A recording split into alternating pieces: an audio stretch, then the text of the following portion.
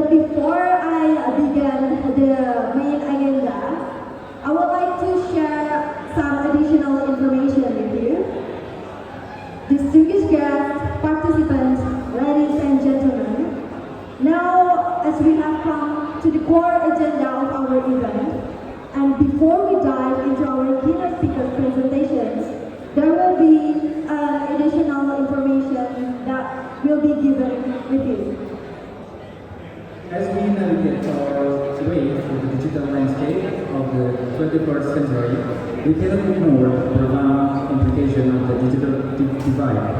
This inequality in access and utilization of technology has far-reaching consequences, leaving many developers in less digitally connected areas feeling disheartened.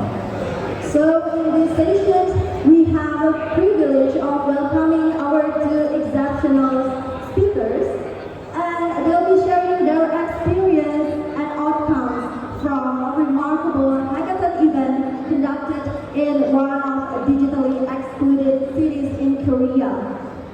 So without further ado, let's warmly welcome our keynote speakers, Mr. Justin Yu and Mr. Kang Choi, who will enlighten us with their presentation titled Hacking the Digital Divide, a revolutionary hackathon experience in underserved Korean cities.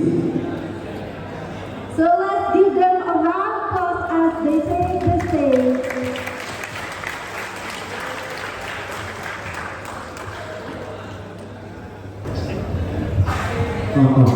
Hello, Sebelas. So, how are you, everyone? Kang and I are extremely honored to give this opening keynote in front of all of you here. As community builders, both of us ran the national scale hackathon event in Korea. Hackathon itself is not special, but planning and running it was special. So we'd like to share our story. Are you ready to listen? Right, let's begin.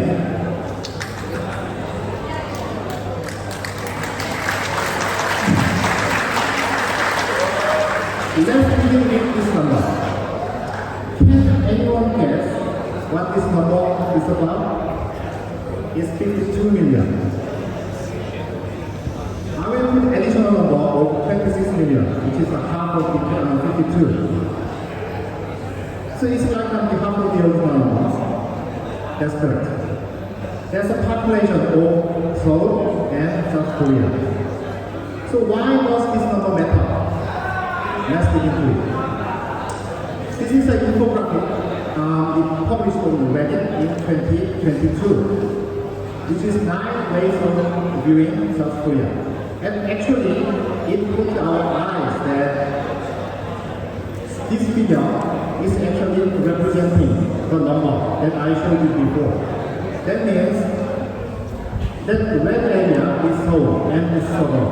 And 26 million people live in that area only. And the rest of the land and the other half of the population live in South Korea. That actually leads to an interesting fact, meaning this is another one. So how Seoul people see the whole country. Now, the green one is Seoul. How is Seoul? And the red one is airport. And the yellow one is Kang province, which is known as potato. And the blue one is known as beach, which is Busan City. And the Jeju Island at the bottom is known as Tangerine. But what about the other gray or dark area? How some people see that area is none. It means nothing, like wilderness or outback. But funny thing is, we are from Daegu, which is the center of the north area. We ran the hackathon in this north area. So you know, how was the hackathon event going? Actually it was challenging, but we managed to make it. So let's talk about this. Let me introduce myself. I'm Justin from Microsoft as a senior cloud advocate.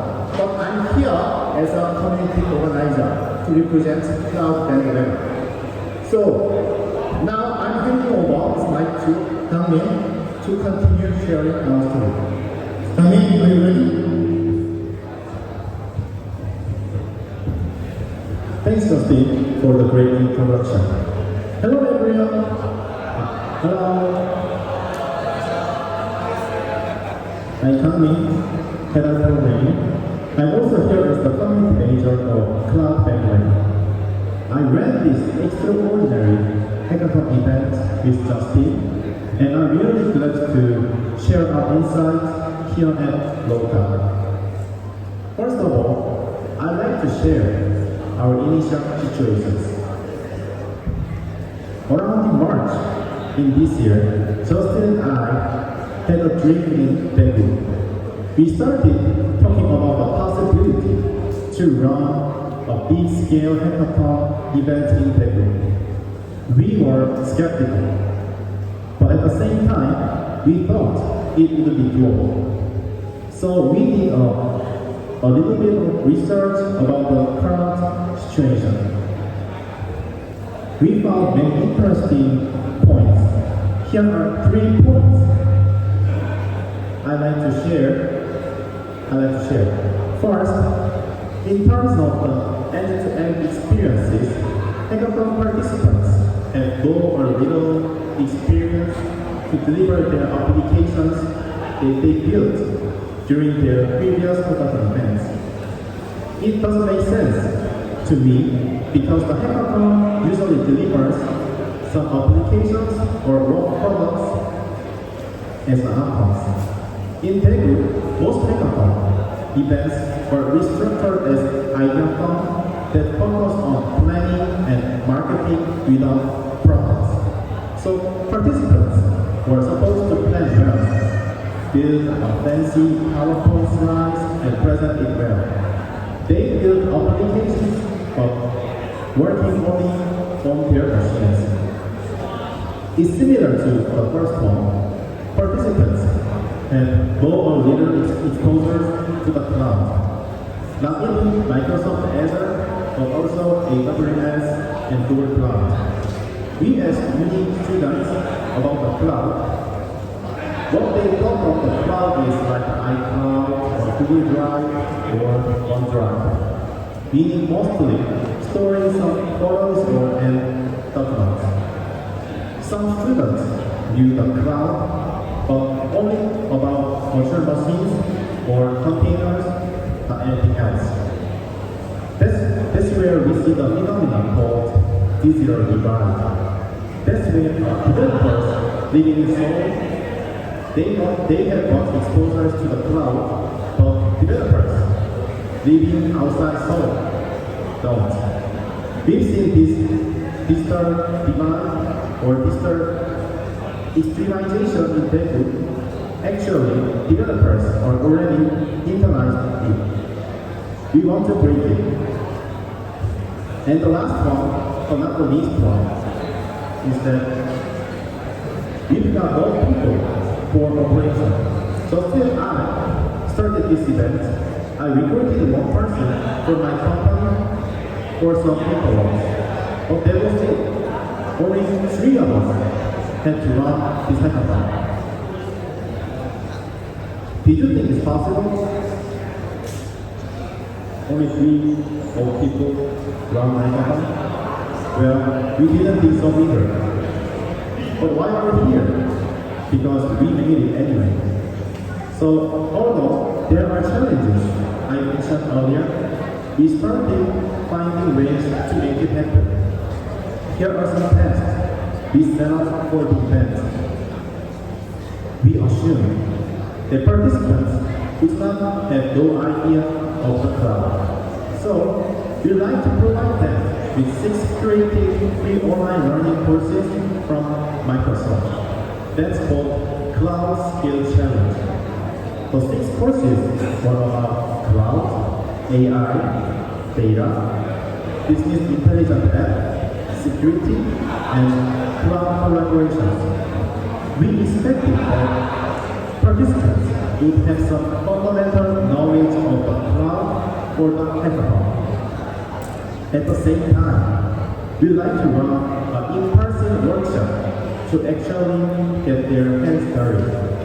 They could learn the cloud through 6 online courses, but those knowledge should become their assets only after they actually use them. So we designed the hands-on workshop using this GitHub repository. Throughout this workshop, we expected that they know how to build and deploy tools to Microsoft Azure through GitHub Actions. We initially planned to guide participants to create their own subscription to Microsoft Azure and GitHub Copilot. But we realized that if they have no experience on the cloud, getting the subscription would also be a big hurdle. So instead, we set up subscriptions and invite them to the subscription to use the cloud. From the operation perspective, because we have only 3 people for the operation, we would anticipate there must be operational hiccups that everyone would not be happy.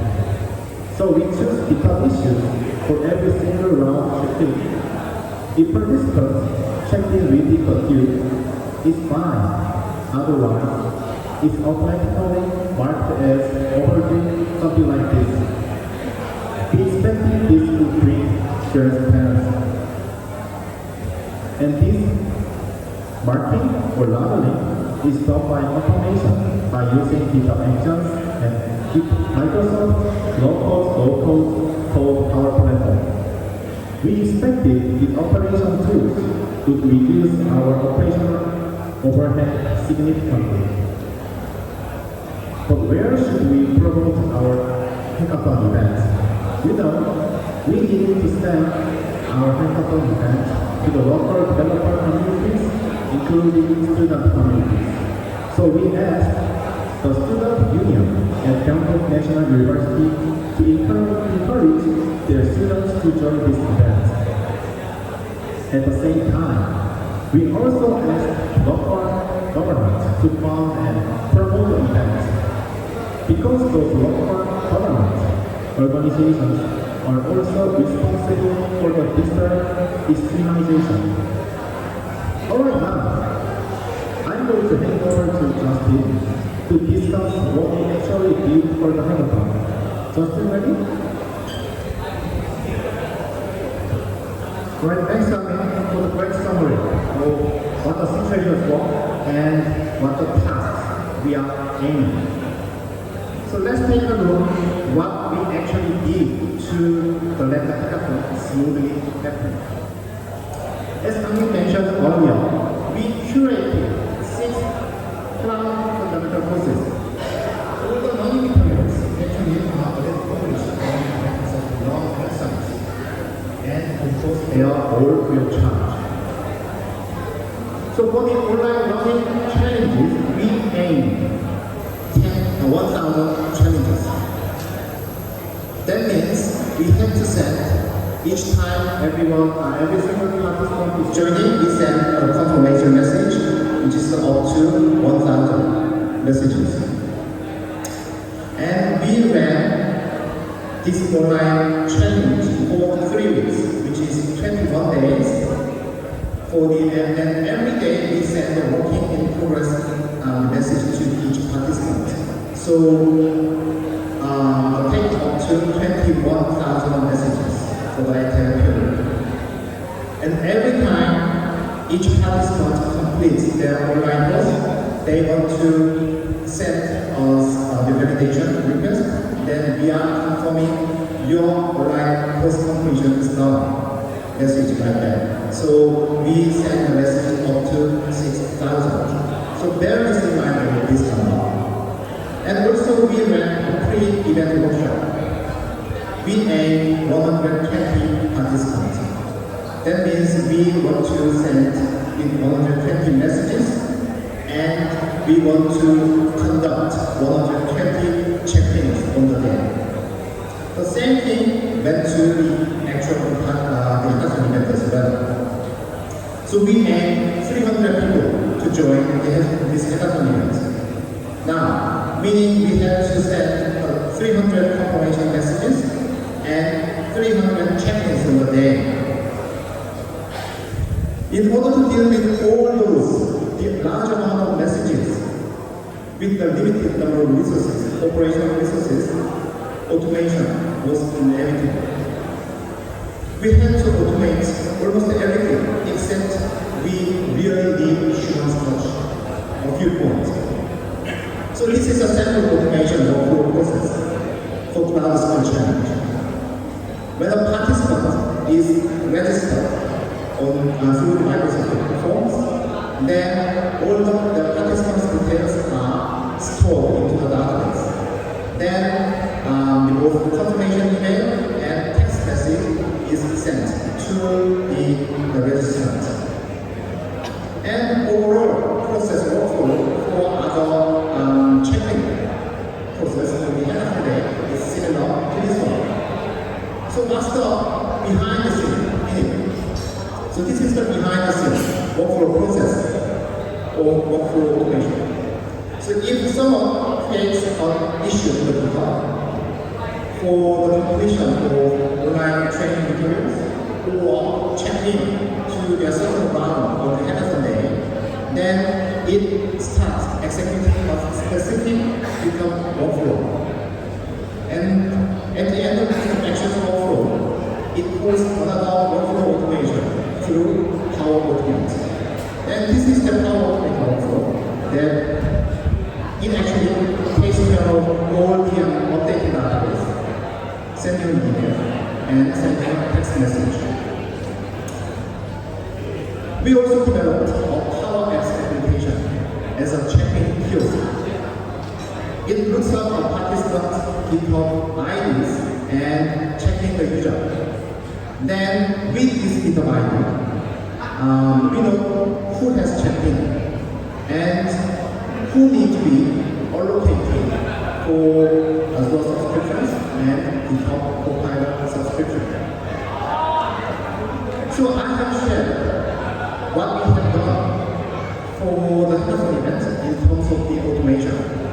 We also provide with the online and offline learning materials for the participants to learn before jumping into the hackathon event. Now, I'm going to hand over this mic again back to them to discuss what we've got as a result. Ready?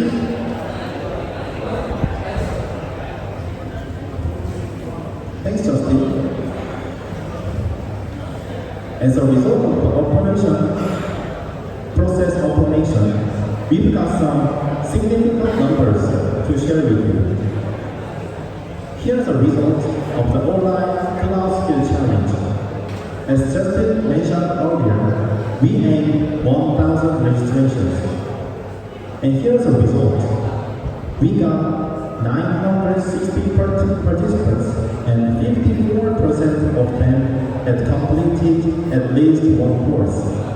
Typically, the completion rate marks around 10% is the online training.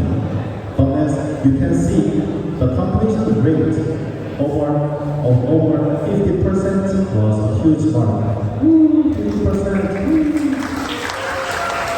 Thank you. And here's the stats of the hackathon. We got 310 registrations, but on the day, just half of them checked in, which is the number we expected. But funny thing is that after the check-in, in the first team building round, 20 and people has already read away. I guess it's because we explained the rule and the expectations from the participants. And they got scared or they thought it was different from what they imagined. Finally, we got 23 teams passed to main round and 6 teams won prizes. During the cloud skill challenge period, total 551 GitHub action workflow was involved. In total, 1861 Indonesians were involved during the hackathon period. Without automation, our lives would be a lot tougher. As a result, because this time and this scale of hackathon event was unprecedented in Peru, local newspaper media publishes before and after this event. And because of this, local communities paid their attention to our event. Even other organizations planning to run the hackathon visited our venue and benchmark us. Alright, last but not least, we've learned something in both soft and hard ways. I hand over again back to Justin. Right, thanks, Kang. Yes, we have a lot of lessons from this event. First of all, we could have paid more attention to the event promotion to the local developer communities. Even if Microsoft sponsored this event, initially people wouldn't believe it. Their first reaction about Microsoft sponsoring this event was that why would Microsoft sponsor this event? Even in demo, it's not so. But after this promotion video from Scott Hansen of Microsoft was published on the YouTube, then local developer communities start reacting, starting believing it. Oh, it's real. It's now become real. So if any of big sponsor big player is sponsoring your event, then it should be amplified as early as possible. The earlier, the better. We kept saying automation. We made our events fully automated. Without interventions and power automate those tools, without those tools, our process automation would be a lot harder to achieve. And in addition to these tools, we use Power Apps application and other SaaS services like NHN Cloud API so that we can send messages or text messages, emails, and so on. So with these additional tools, our automation has been a lot easier. But there's also downside. We created, for the convenience, we created a subscription by ourselves and we invited all the participants to use that as a subscription. But there is a mistake because we didn't put the upper limit for the consumption. So the total cost of consumption was $3,000 US. But only one team actually took one third of the consumption, which is $1,000 US. Because we didn't set the upper limit. So next year, when we do this event again, we will put the upper limit for each team so that they will learn how to wisely use the cloud resources as well. Also, our automation workflow has already been open source. So anyone interested in considering events or hackathon automation in general, then they can simply call our repository, which is hackathon.kr, to using their proposal. Of course, they need some adjustments for their specific needs. Now, we also consider the local community environment, like university and local government organizations. But the good thing is that not only university student community was involved, but also the high schools were involved, like IT specialized high school such as Daegu Software High School and Kyungho Software High School. So, because of those high schools involvement, our event was enriched and broadened for the broader local developer communities. So, next year, when we we start planning this event again, then we will definitely promote this event for both university and high school student communities as well as the local development communities. Now, this is our story with Hipshell. So we hope that our story can resonate your local development communities. Thanks for listening. Terima kasih.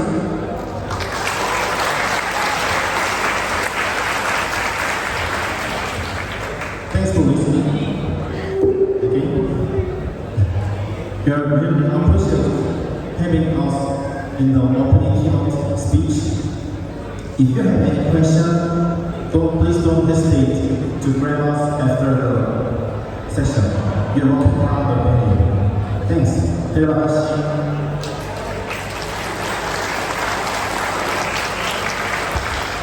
And thanks to sponsors. Without them, our event wouldn't be running this smoothly.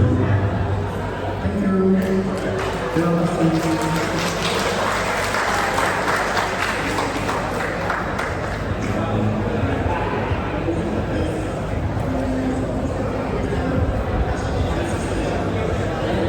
Okay, that's very insightful. Thank you. We still have time. Is that all? Masih? Okay. Oke, Untuk Q&A? ya cukup Pak. Kita ada mungkin dari yang telah disampaikan tadi oleh kedua keynote speaker, mungkin ada pertanyaan dari rekan-rekan partisipan yang ada di sini. So please raise your hand. Bisa. Okay. Panitia yang bisa dibantu mikrofon.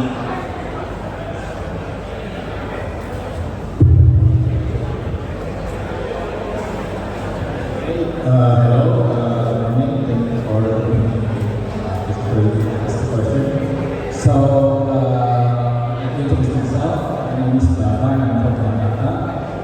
So, from what I heard from this keynote speeches, that the effort itself is on the automation part of the GitHub, and what we understand is vision process line. So basically, me and my friend in my college tried a similar thing. Well, basically it's smaller in size. So it's for my classmates in my campus. And the thing that we found is teaching the beginner for Git and GitHub-based workflow is pretty complicated. Even for us who are already good with it, we are having some kind of problem teaching them about Git workflow and GitHub submission and issue-based and issue statement and something around that. So what I want to ask is what kind of approach in basically like teaching them basic Git and GitHub workflow in your course? Thank you.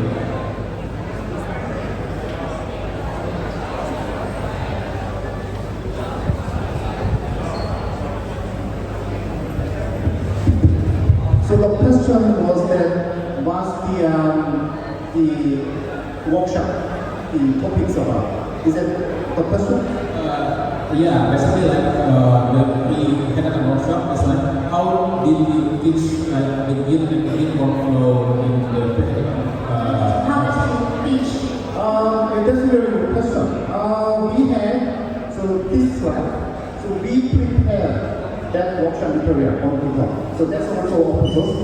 And here, the purpose of this workshop was that they know how to code, right? Because they are already hackathon participants, but they have no idea how to deliver this application onto the cloud. That how they know how to use the actual workflow, like the CI/CD pipeline or application deployment or something like that. So this workshop was focused on how to build the application and deliver that application onto the cloud. So we already provided all the front-end application using JavaScript and the back-end API application using .NET, Java, and Python. We built all the application from us. Now all the participants were required to build the application through introduction and deploy this application to absorb fluid integration. That was the main focus of the workshop. Okay, so basically you already prepared like the material, the labs, and then like the practices for them to basically deliver to the GitHub so they could have a basic on how to do the workshop itself. That's correct. Okay. Thank you. Thank you. Okay, I think that's enough for Mr. Justin.